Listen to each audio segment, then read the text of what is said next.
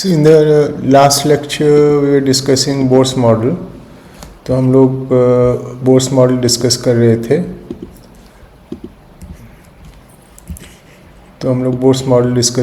थे. और हमने we went to the postulates. क्या क्या पोस्टुलेट्स है बोर्स मॉडल का. ये सब बोर्स मॉडल का पोस्टुलेट है और सबसे इम्पोर्टेंट पोस्टुलेट ये है जो एक quantitative postulate है. MBR angular momentum should be an integral multiple of h by 2 pi. That is MBR is equal to NH by 2 pi. और हमने देखा था कि ये जो एनर्जी लेवल्स है ना, हमने एनर्जी लेवल्स ड्रॉ किया था. तो इस तरफ एनर्जी बढ़ता है, हाँ, ई इस तरफ बढ़ता है, ये ठीक है. तो ये है एक सपोज एक ये हमारा फाइनल है और ये क्वांटम नंबर है. सो ये है इनिशियल क्वांटम नंबर और ये है फाइनल क्वांटम नंबर. तो जब हाइड्रोजन एटम सपोज इस स्टेट पर है, तो इस स्टेट से जब इस स्टेट पर आता है तो हमने देखा था कि यहाँ पर एक इलेक्ट्रोमैग्नेटिक रेडिएशन इमिट होता है, ठीक है. तो of some particular wavelength lambda. और हमने देखा था कि उसका एक्सप्रेशन क्या है, एच न्यू क्या है, एनर्जी ऑफ फोटोन. ये याद रखना, एनर्जी ऑफ जो फोटोन एमिट होता है उसका एनर्जी है. और हमको पता है कि न्यू और लैम्डा का क्या रिलेशन है, इसका हम लिखते हैं एच सी बाई लैम्डा. और इसका रिलेशन क्या है, तो ये है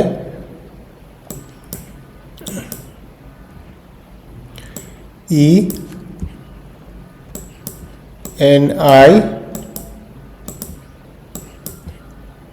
माइनस ई एन एफ, ठीक है. तो ये है एनर्जी, ये है एनर्जी फॉर दिस लेवल, ये लेवल है उसका एनर्जी है. और ये है इस लेवल का एनर्जी. सो ये है ई एन एफ, इसका एनर्जी है ई एन एफ. इस क्वांटम नंबर है जो, और इसका है ई N I.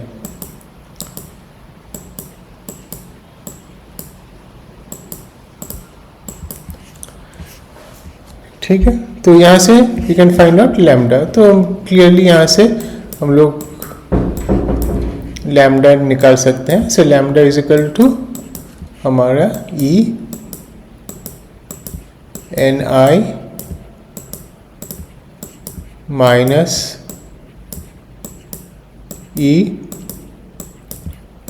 N F divided by so lambda is equal to hc, यहाँ से hc by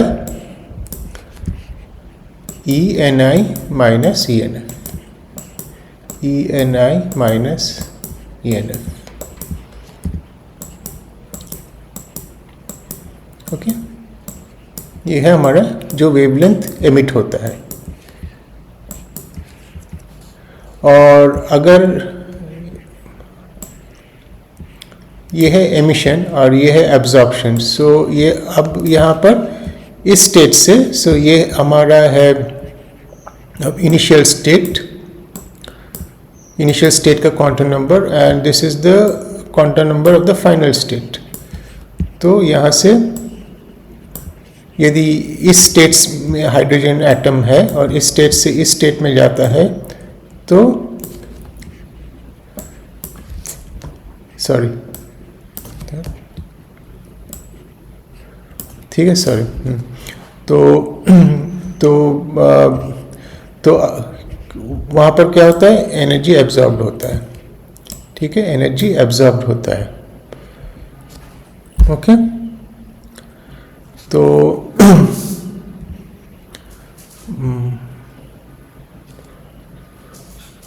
एनर्जी एब्जॉर्ब्ड होता है, तो उस जो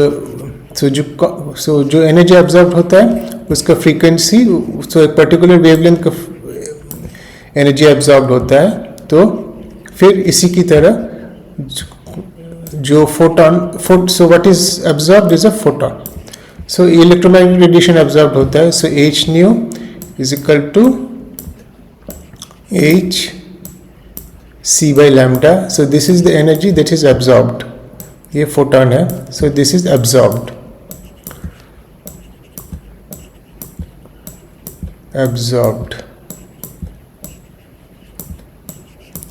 hc by lambda, and that is equal to, यहाँ पर क्या होगा, यहाँ पर ENF के फाइनल एनर्जी हायर है, ENF minus ENI,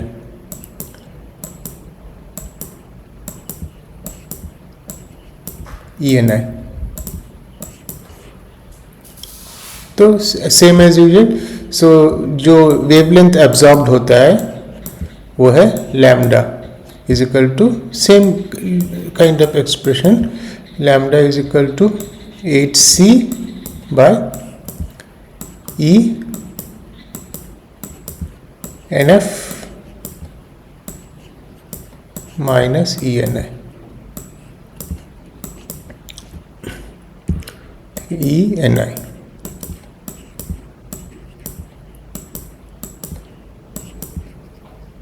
okay. So ये है, सो ये हमारा था एमिटेड, जो वेवलेंथ एमिटेड होता है,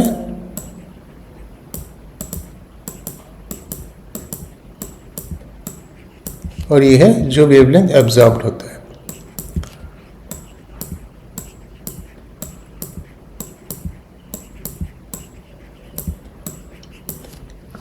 ठीक है। तो अब देखेंगे जो जो जो ये बोर्स मॉडल है, so Bohr's model is incomplete, हाँ, तो उसका ड्रॉबैक है, माने defects, so Bohr's model is incomplete, वो just take, this is a first step towards quantum mechanics. So Bohr's model क्या है, बोर्स मॉडल इज इनकम्प्लीट, बहुत कुछ एक्सप्लेन नहीं कर सकता, so Bohr's model is incomplete,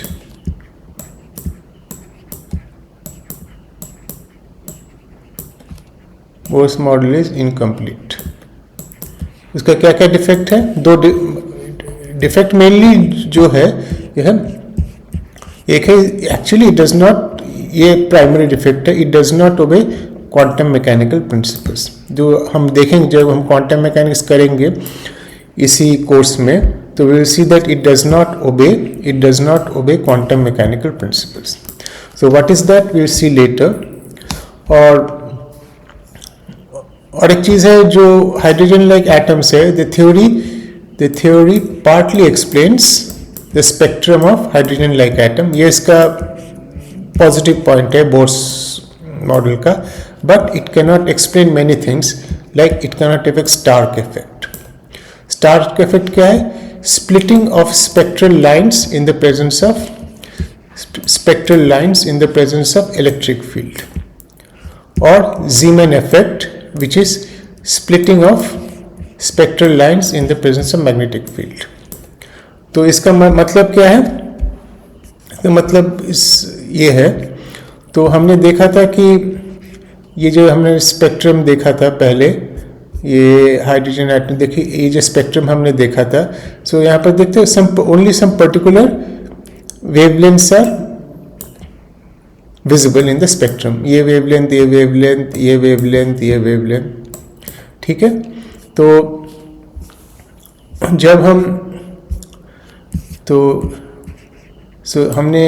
so this is experimental observe, so hydrogen atom ये जैसे है, ये तो हमने क्या क्या देखा था, only some particular lines are there in the spectrum. ये ऐसे 3-4 लाइन है, ठीक है.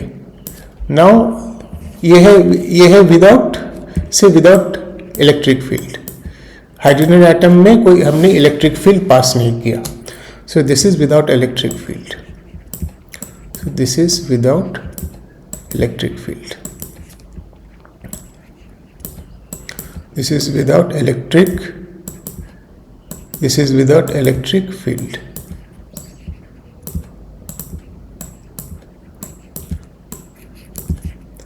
अब जब suppose we pass electric field through hydrogen atom, through hydrogen gas, तो जो स्पेक्ट्रम था this is without electric field through hydrogen gas. जब हम हाइड्रोजन गैस में इलेक्ट्रिक फील्ड पास करते हैं तो इसमें चेंज होगा.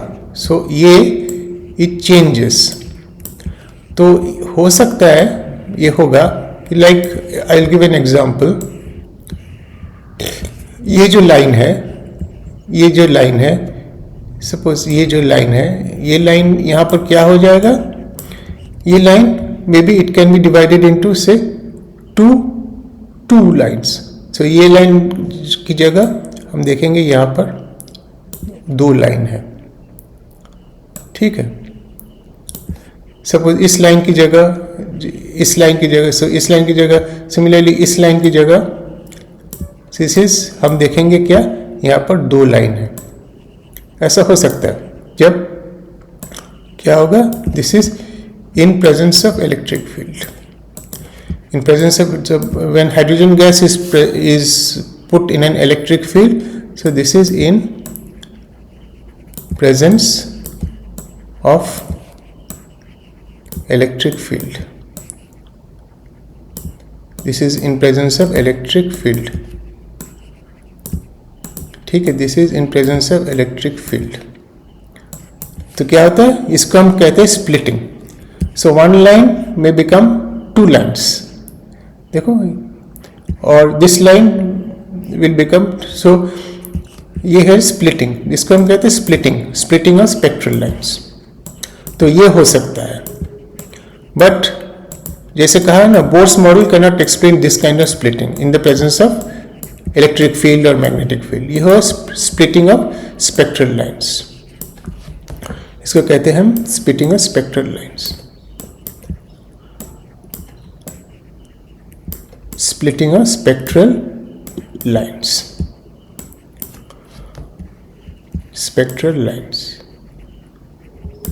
जैसे ये लाइन स्प्लिट हो गया, ये लाइन स्प्लिट हो गया, हाँ, इसे स्प्लिटिंग ऑफ स्पेक्ट्रल लाइन्स. सो यहाँ पर हमने जो कहा था इसका मतलब यही है. Splitting of spectral lines in presence of electric field और magnetic field, this theory cannot explain. And more importantly, or in a more broader way,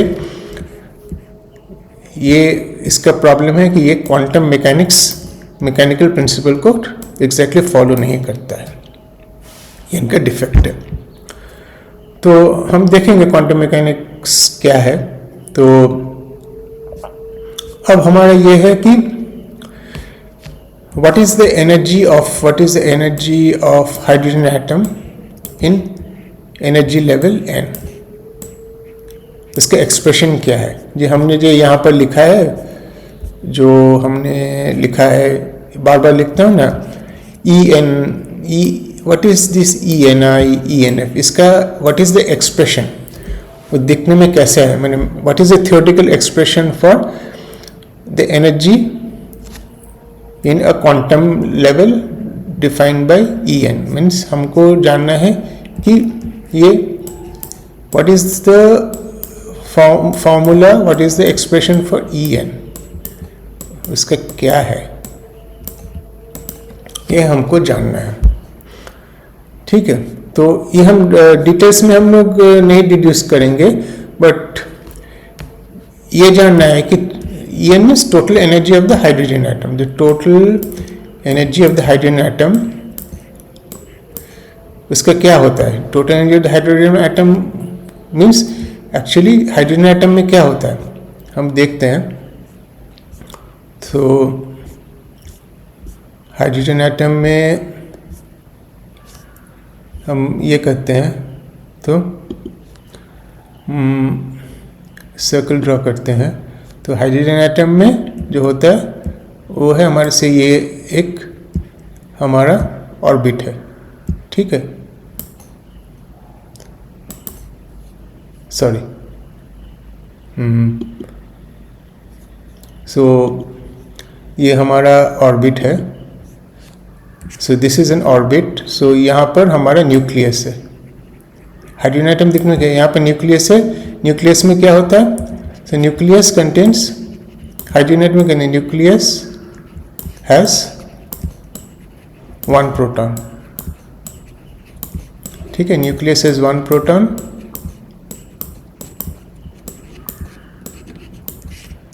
और इस ऑर्बिट में एक इलेक्ट्रॉन है ना, इस ऑर्बिट में एक इलेक्ट्रॉन है जो ऐसे घूम रहा है ऑर्बिट में, okay, and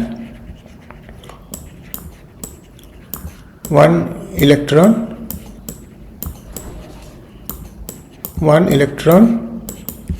orbits the proton. This is the picture.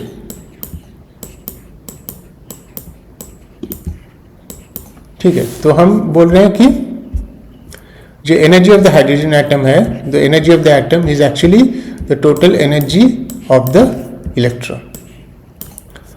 तो हम बोल रहे हैं जो हाइड्रोजन एटम का जो एनर्जी है वो जो इस इलेक्ट्रॉन का एनर्जी है, जो इलेक्ट्रॉन का एनर्जी है यही है इस इलेक्ट्रॉन, ये इसका टोटल एनर्जी है, उसको हम एनर्जी ऑफ द एटम बोल रहे हैं। तो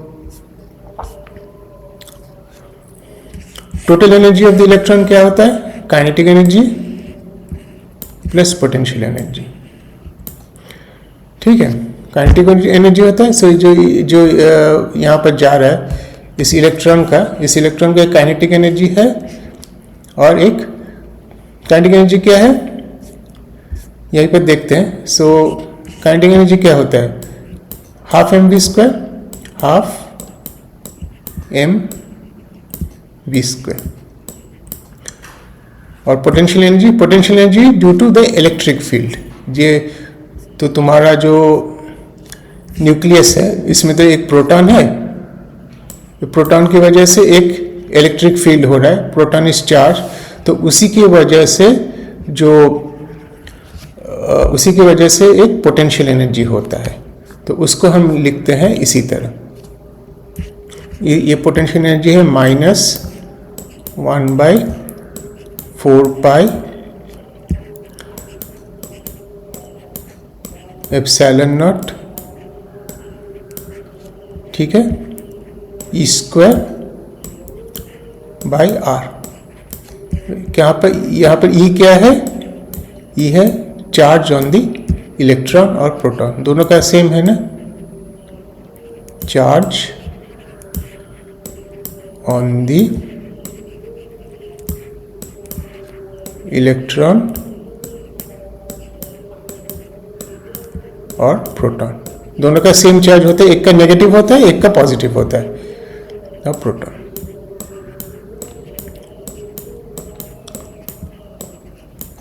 ठीक है, is the charge on the electron और द प्रोटॉन, दोनों का चार्ज सेम होता है।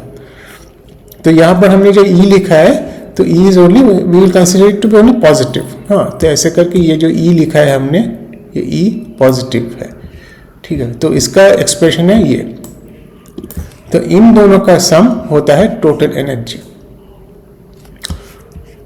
तो इसको हमको निकालना है, तो इसको निकालने के लिए हम दो एक्सप्रेशन का यूज करते हैं।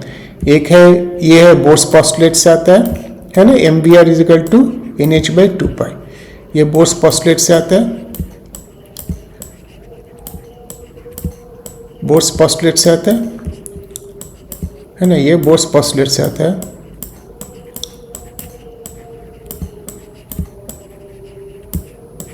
और एक है ये क्या है?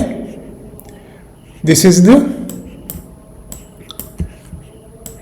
ये क्या है? This is the force 1/4πε0 E²/r² क्या है? Force between electron and proton, ये तो तुम्हारा इलेक्ट्रोस्टैटिक फोर्स है between electron and proton, electron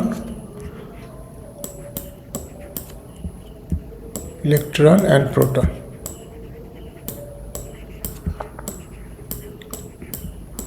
electron and proton, okay.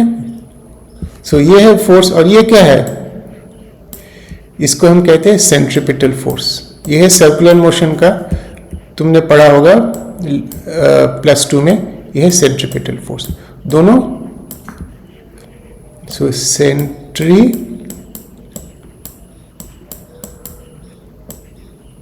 Force, centripetal force, centripetal और centripetal, just check, centripetal force मैंने ये जो हमने देखा, इलेक्ट्रॉन घूम रहा है तो ये सर्कुलर मोशन है, तो यहाँ पर एक फोर्स एक्ट करेगा, सेंट्रीपिटल फोर्स।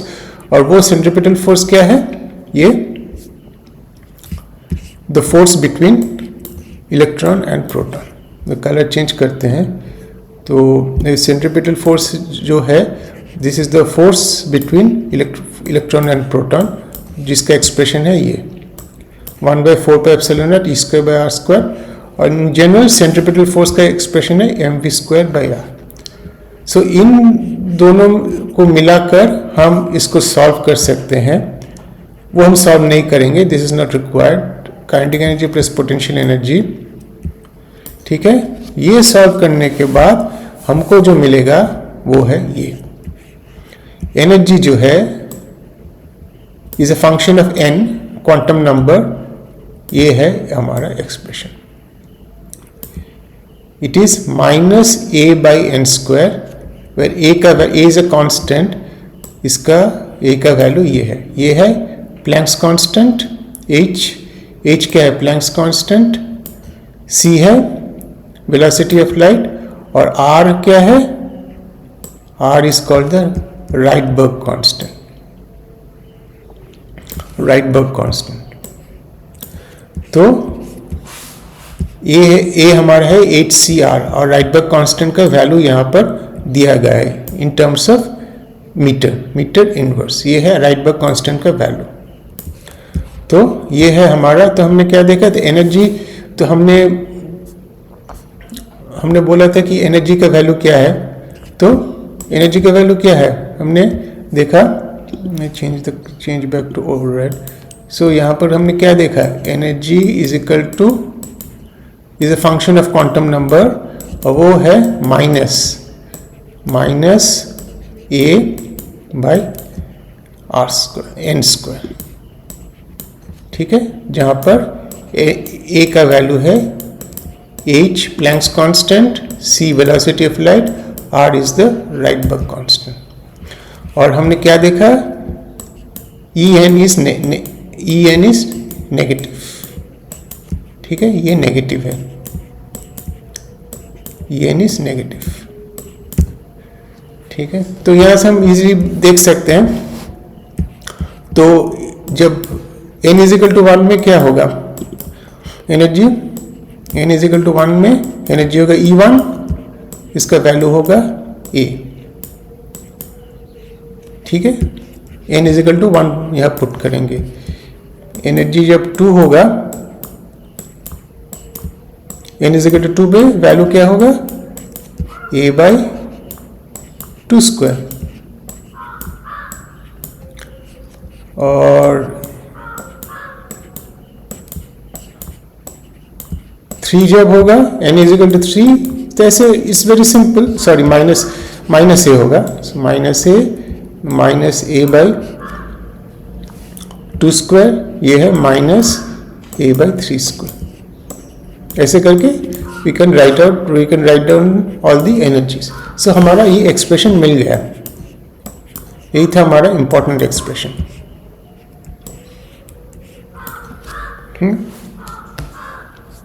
ये देखो, और एक्चुअली हम यदि कैलकुलेट करते हैं En1, सो ये हमने लिखा इलेक्ट्रॉन -13.6 इलेक्ट्रॉन वोल्ट, ये एनर्जी है। सो एनर्जी का सो ये जो हमने इसका वैल्यू क्या है, यदि हम इसको कैलकुलेट करते हैं HCr, उसको हम लिख सकते हैं -13.6 इलेक्ट्रॉन वोल्ट। तो इसका होगा -13.6 by 4 इलेक्ट्रॉन वोल्ट,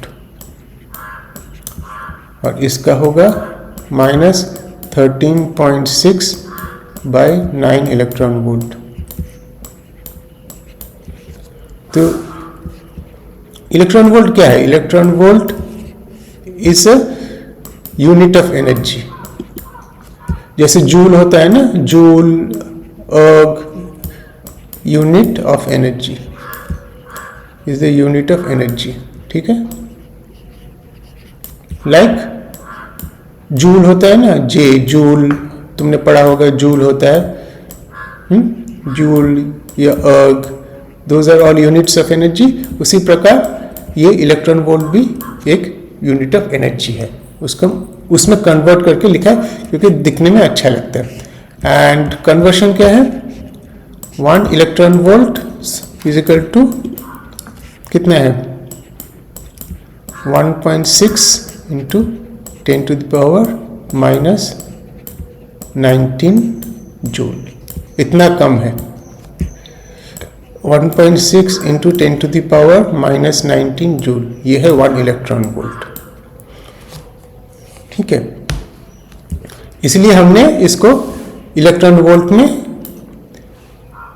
लिखा है। यदि हम इसको जूल में लिखते हैं तो उसमें क्या होगा? E1 क्या होगा? E1 will be -13.6 into 1.6 into 10⁻⁻19 joule.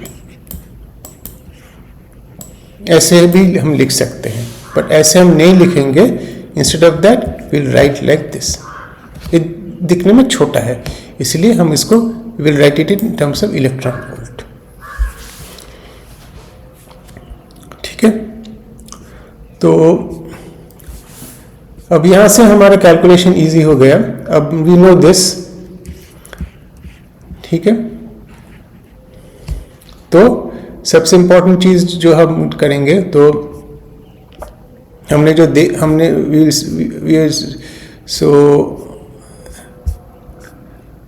so we'll do this। तो हमारा दो एनर्जी लेवल है। सो यहां पर ये n इनिशियल है, ये n फाइनल है। सपोज यहां से यहां पे ट्रांजिशन हुआ है, तो हाइड्रोजन एटम यहां पर था इस लेवल पे, अब इस लेवल पे आ गया है। तो the energy that will be emitted is, energy जो एमिट होगा, एनर्जी एमिटेड विल बी कितना? E, एनर्जी एमिटेड होगा ना in form of electromagnetic radiation, वो कितना होगा? E Ni, क्योंकि ये Ni ज्यादा है, minus E NF, N final, और वो होगा is equal to H C by lambda. ये हमने किया है। तो 1 बाई लैम्डा क्या है? 1 by lambda is equal to, 1 by lambda क्या है? E Ni minus E NF divided by HC। तो यहां से डायरेक्टली आता है। ठीक है, और हम नेक्स्ट पेज में जाते हैं। तो 1 बाई लैम्डा क्या होता है? 1 by lambda is equal to, फिर लिख देते हैं, is equal to E Ni minus ENF divided by HC. ENI क्या है? ENI है माइनस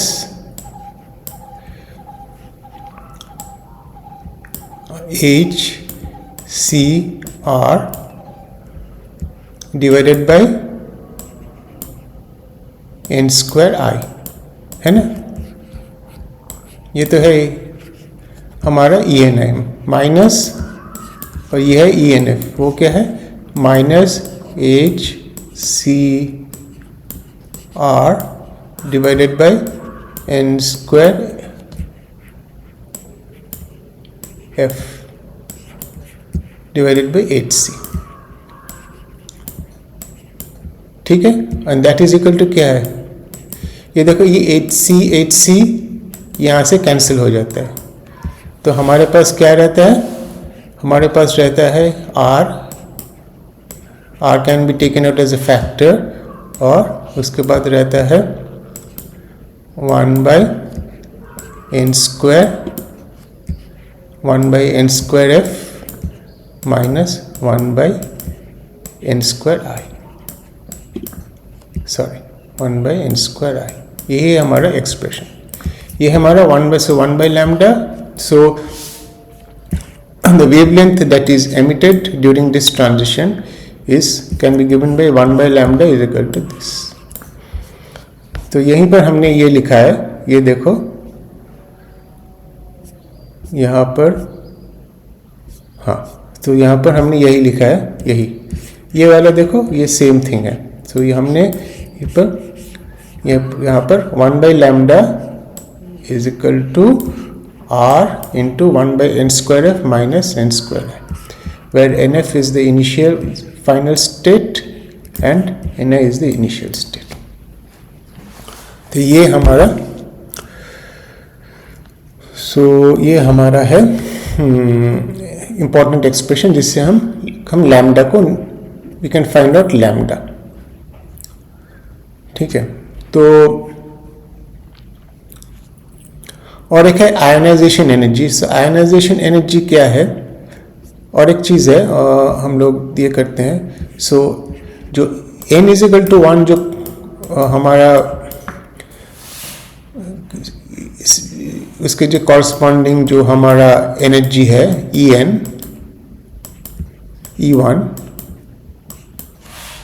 वो क्या है? Minus 13.6 electron volt. सो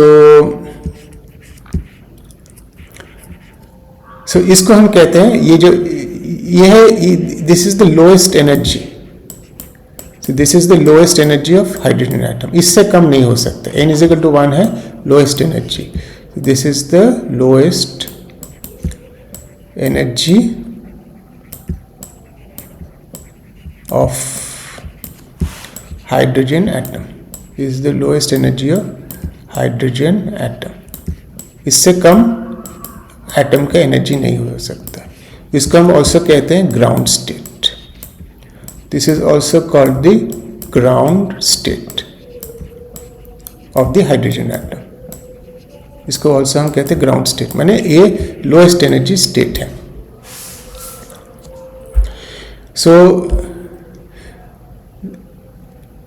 और यदि तो हम ये देखो, ये जो इलेक्ट्रॉन है, यदि ये ग्राउंड स्टेट में है, इसको हम इलेक्ट्रॉन से, हाइड्रोजन एटम से कंप्लीटली निकालना चाहते हैं. Suppose we want to remove the electron. We want to remove the electron in the ground state. We want to remove the electron in the ground state.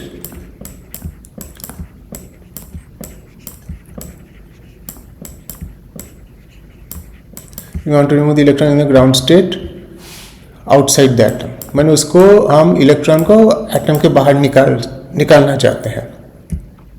We want to remove the electron in the ground state outside the atom. ठीक है.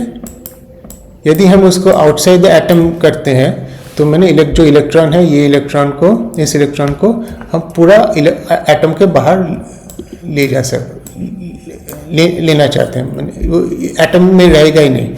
तो उसके लिए उसका quantum number क्या होगा? So outside the atom क्या होगा? Outside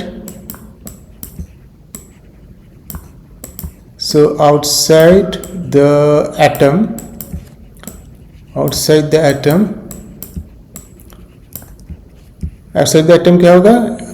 quantum number outside the atom, quantum number is infinity. Outside the atom quantum number n tends to infinity. ठीक है. तो मैंने उसका E n limit n tending to infinity क्या है? Limit n tending to infinity क्या है? Limit n tending to infinity minus a by n square कितना होता है? ये होता है 0. n जब इंफिनिटी होता है 1 by infinity means it goes to 0. उसका मतलब है to remove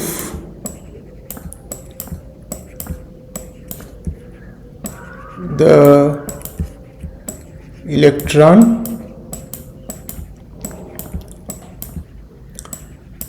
from the atom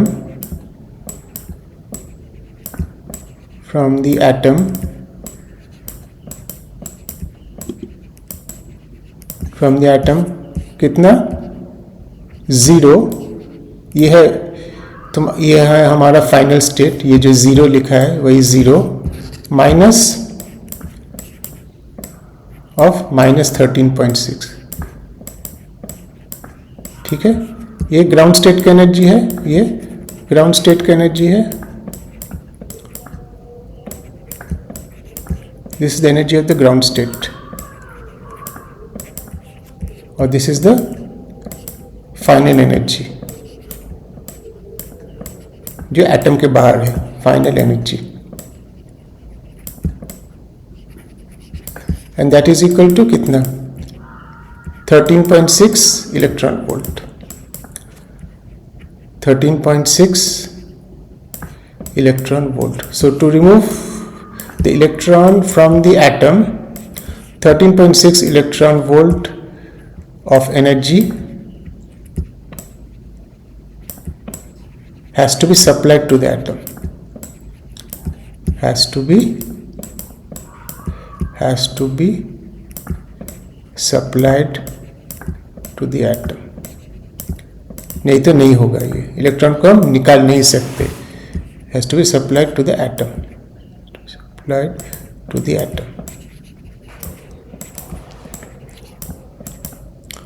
ठीक है. इसी को हम कहेंगे, यहां पर देखो, इसी को हम कहते हैं आयोनाइजेशन एनर्जी.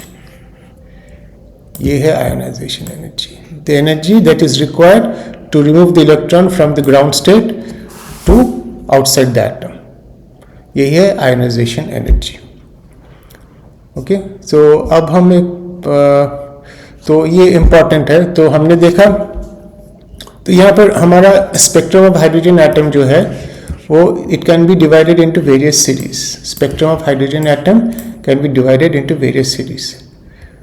जब ये देखो, तो हाइड्रोजन एटम कहाँ, जब n=2 में रह सकता है, n=2 से n=1 में इट कैन कम, या n=3 से it can come to n=1, या n=4 से it can come to n=1. So ऐसे n=5 से it can come to n=1. So this kind of lines or this kind of wavelengths that will be emitted, they fall under the category of, उसको बोलते हैं Lyman series. ठीक है, जो एक initial जो n इनिशियल से जबकि तुम्हारा फाइनल क्वांटम नंबर 1 होगा यहाँ पर है, उसको हम कहते हैं लाइमन सीरीज। सिमिलरली हम n इजिकल टू 3 से n इजिकल टू 2 में हाइड्रोजन एटम आ सकता है। n इजिकल टू 4 से n इजिकल टू 2 पे ट्रांजिशन हो सकता है। n इजिकल टू 5 से n इजिकल टू 2 पे ट्रांजिशन हो सकता है। n इजिकल टू 6 से n इजिकल टू 2 पे ट्रांजिशन हो सकता है। तो इस टाइप का ट्रांजिशन है जिसका फाइनल स्टेट है, फाइनल क्वांटम नंबर है n इजिकल टू 2, उसको हम कहते हैं बार्मर सीरीज। यहाँ पर फाइनल क्वांटम नंबर है n इजिकल टू 1, उसको हम कहते हैं लाइमन सीरीज, यहाँ पर बार्मर सीरीज। सिमिलरली यहाँ पर जब final quantum number n is equal to 3 होता है तो उसको हम कहते हैं पैशन सीरीज। ओके, और जब फाइनल क्वांटम नंबर होता है n इजिकल टू 4, मीन्स हम n इजिकल टू 5 से n इजिकल टू 4 आ सकते हैं, n इजिकल टू 6 से n इजिकल टू 4 आ सकते हैं, n इजिकल टू 7 से n इजिकल टू 4 आ सकते हैं। तो ये जो है इसको हम कहते हैं ब्रैकेट सीरीज। ठीक है, so these are the various series corresponding to the spectrum of hydrogen atom। तो यहां पर एक प्रॉब्लम है, तो ये प्रॉब्लम है find the value of the wave number when the electron jumps from n is equal to 1 to n is equal to 5। So यहां पर तुमको निकालना होगा find the, means we have to find the basically ये, तो तुमको यहाँ पर energy will be absorb. So ये है n इजिकल टू 5, ये है n इजिकल टू 1। सो यहाँ से n इजिकल टू 1 से n इजिकल टू 5 एक ट्रांजिशन हुआ। सो यहाँ पर क्या होगा, एनर्जी विल बी एब्जॉर्ब्ड, है ना, energy will be absorbed. So lambda कोई वेवलेंथ विल बी एब्जॉर्ब्ड।